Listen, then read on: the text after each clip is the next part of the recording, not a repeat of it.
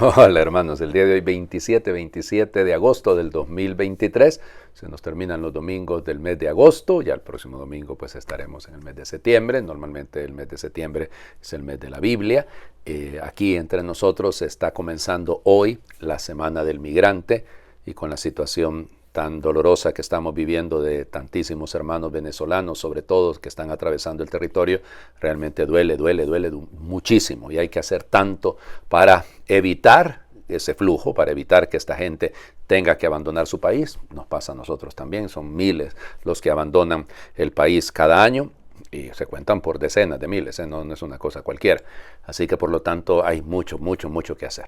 Bueno, ya saben, los domingos me dedico a hablar directamente de los textos, solo que hoy es un día muy lindo, ¿no? Hoy es día de Santa Mónica, la mamá de San Agustín, la patrona de las mujeres que oran por sus familias, por sus esposos, por sus hijos, para que se conviertan. Muy buen motivo y además estamos terminando el mes del matrimonio y la familia, así que queda muy bien.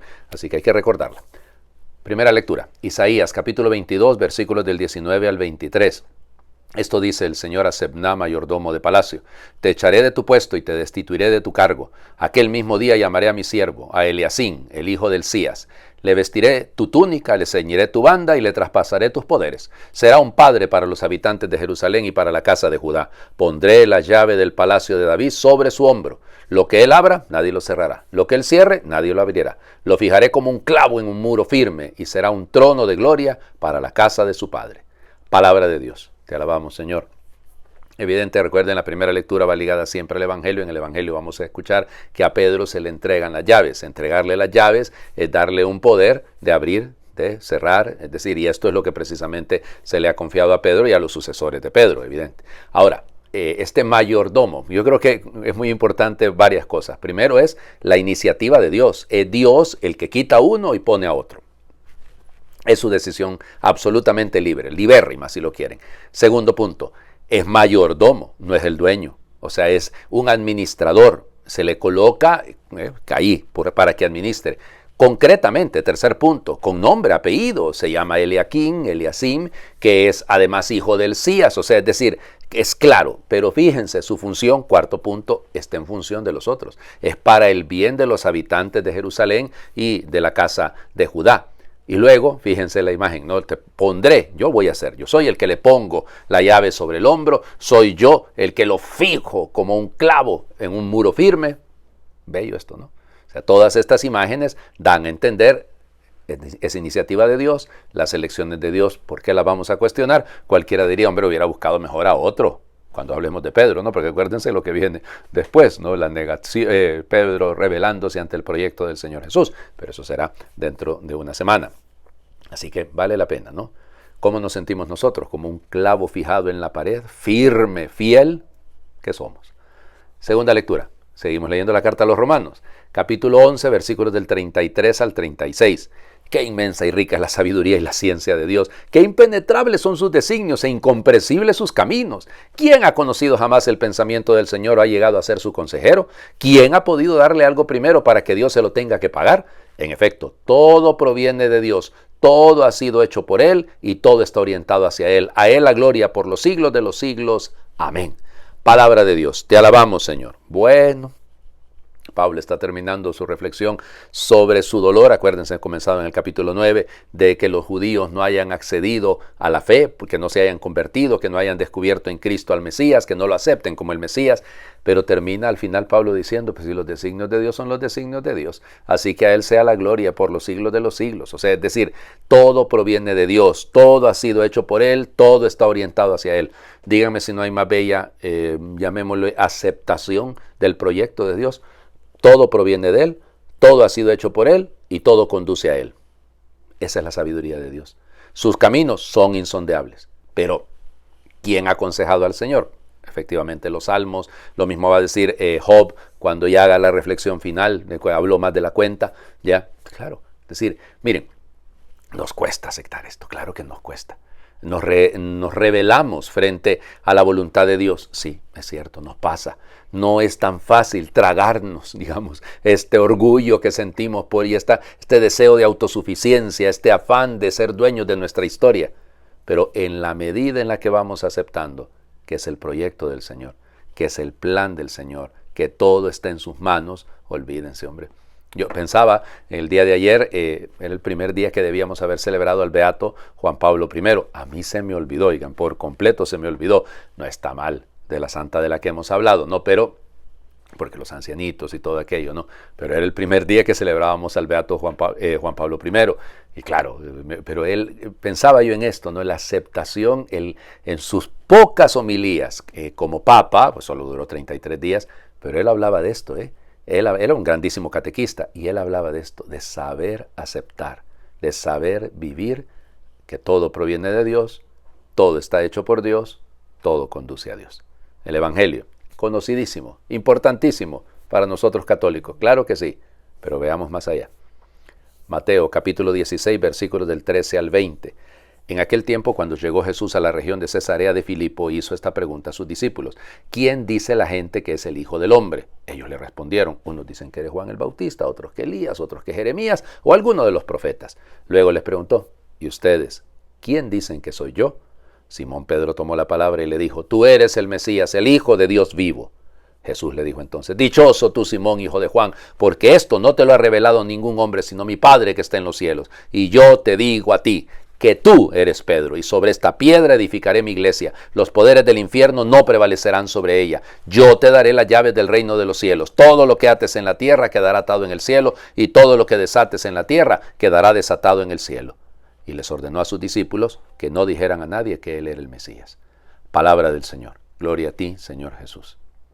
La región de Cesarea de Filipo es una zona muy al norte de Galilea, digamos, es una región al pie del monte Hermón, esa zona. Cesarea de Filipo le había cambiado el nombre Herodes, el lugar se llamaba Pan, así se llamaba, el dios, y se llamaba Pania normalmente porque era el dios Pan el que vivía ahí, que se sentaba sobre una gran roca. Vayan sintiendo ustedes y vayan viendo para dónde va la cosa, es una nueva realidad completamente, y es un lugar pues de frontera, si lo quieren. Segundo, Jesús empieza a preguntar.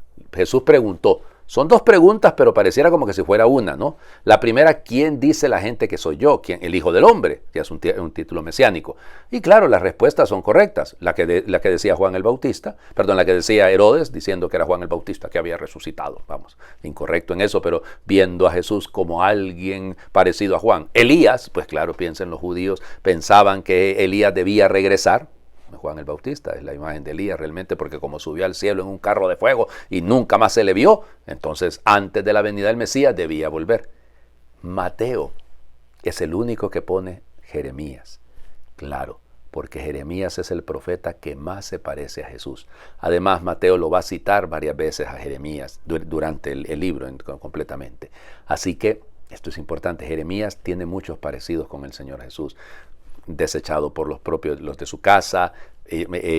Jesús por eso va a decir: no conviene que un profeta muera fuera de Jerusalén. Es decir, todas estas imágenes son esa referencia a Jeremías o a alguno de los profetas.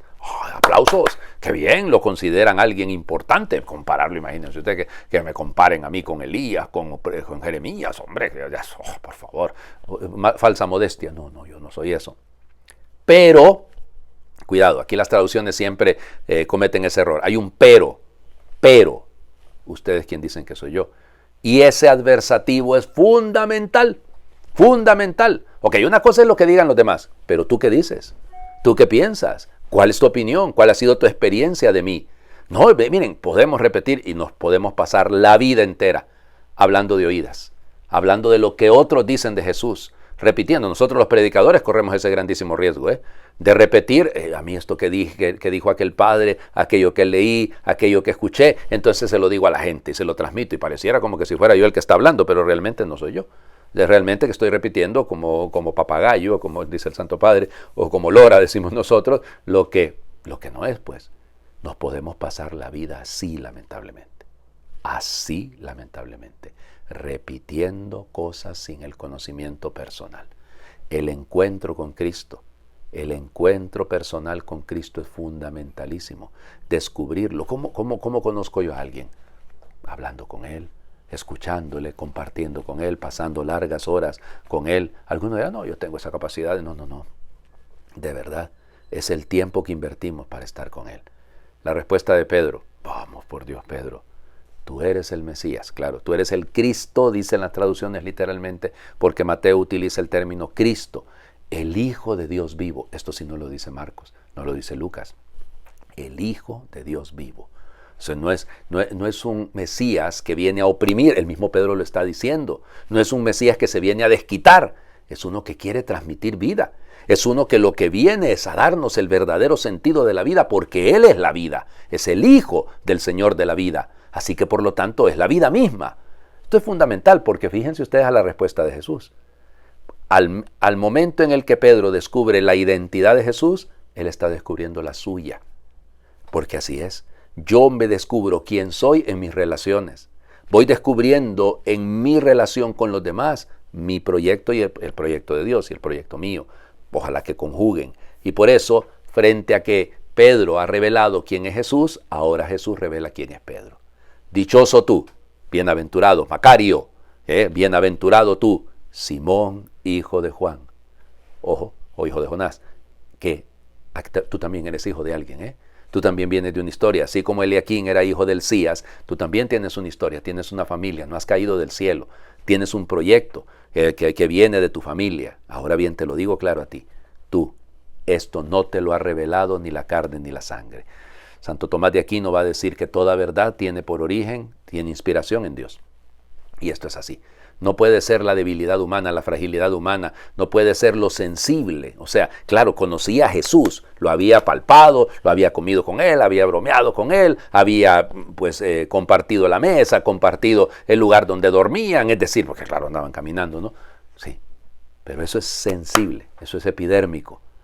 El conocimiento real solo te lo puede dar Dios, solo puede venir de Dios. Y entonces eso no te lo ha revelado ni la carne ni la sangre, sino mi Padre que está en los cielos.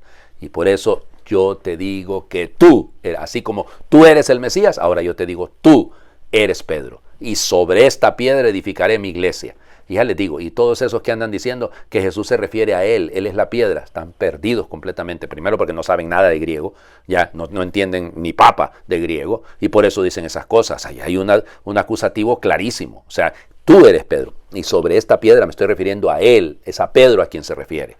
Ay, pero se refería solo a Pedro, esos inventos de la iglesia que los papas son. No, Señor, habla de mi iglesia, el Señor Jesús, así como en la primera lectura, que queda claro que era el Señor el que le ponía sobre el hombro la llave, que era Él el que lo clavaba para que estuviera fijo. Es la iglesia del Señor Jesús. Yo me imagino la tranquilidad que le debe. Hay historias sobre eso, ¿no? Juan 23, San Pablo, los dos santos, San Pablo VI también, de momentos en que la iglesia vive crisis terribles, que se iban a la capilla del Santísimo y decían, más vale que la iglesia es tuya, Señor. Pues sí, más vale que la iglesia es de Él, no es nuestra. Nosotros, buenos administradores, tratamos de llevar el trabajo como se debe, según Cristo, pero la iglesia es de Él. Tú eres Pedro y sobre esta piedra edificaré mi iglesia, no mis iglesias, este supermercado en el que, Dios mío, cada quien quiere interpretar la palabra. El mismo apóstol Pedro dice que la palabra inspirada no es de libre interpretación, pero aquí véngase a decir lo que se les quiere ocurrir y llaman la iglesia, perdón, que voy a poner el ejemplo, ¿no? Pero las iglesias pentecostales, ¿no? ¿Dónde queda la iglesia evangélica? Alguien que me diga dónde queda. Con todo el respeto a estos hermanos, que yo tengo evidentemente amigos queridísimos que no son católicos, está bien, pero no hay una iglesia evangélica. Es un pulular de pululares. No, es mi iglesia. La voluntad de Cristo es que sea una iglesia fundamentada en Pedro, con toda la fragilidad de Pedro. Y por eso, fíjense, dos elementos. Los poderes del infierno no prevalecerán sobre ella. ¡Qué belleza! Miren, eso a mí sí me da tranquilidad. Y lo digo como historiador, porque es mi pecado original, ¿no? Pero por ahí va. Es que cuando uno lee la historia de la iglesia y mira todos los desmanes, los errores, los pecados de algunos de los hijos de la iglesia, los míos propios también, ya me doy cuenta de que definitivamente esta es obra de Dios. No puede ser de otra manera porque hace tiempo se hubiera desaparecido. Y por eso la belleza, el infierno no va a prevalecer. Tengamos fe, hombre. Por mucho que nosotros mismos queramos destruir, porque a veces se escuchan barbaridades, ¿no? Y por ahí leí uno que iban a excomulgar, puso un señor que salió, un supuesto obispo, que habló en uno de esos programas, de esos canales que atacan al Papa por todos lados, y uno dice, se dicen católicos, ¿ya? Y entonces salió diciendo que era probable que después del sínodo, entonces iban a acusar de herejes a los que no pensaran. Madre de Dios, por Dios, muchachos, esta es la iglesia, y es la iglesia de Cristo, fundamentada sobre Pedro. Y todo aquel que ataca a Pedro, algo anda mal. Algo anda mal. Una cosa es la corrección fraterna, otra cosa es las barbaridades que dicen. Y por eso las puertas del infierno no prevalecerán, aunque los diablitos estén adentro. Yo te daré las llaves. Volvemos a la imagen de las llaves, ¿no? ¿Para qué? Son 2 llaves, una para abrir el cielo y otra para cerrar el infierno. Y punto. Y esa es tarea de Pedro, y es tarea de sus sucesores y de todos aquellos que colaboran con él. Lo que ates en la tierra, esta imagen de atar y desatar, como vamos de ti, Madre del Señor Jesucristo, 1000 disculpas. La imagen de atar y desatar tiene varias acepciones en el mundo rabínico, tiene la idea incluso de excomulgar ya esa imagen, pero sobre todo en relación al perdón de los pecados. Es la tarea de la iglesia. Vale que la oración que les propongo hoy es un poquito cortita, así que, pero muy bella. Pronuncias mi nombre y cuando lo oigo en tu voz, se caen los miedos, las expectativas, las frustraciones, porque siento que no tengo que demostrar nada. Me sostienes con las mismas manos que me dieron la vida, manos que son cuna, hogar, taller y refugio, manos que dan, cuidan la vida y la hacen eterna. Amén.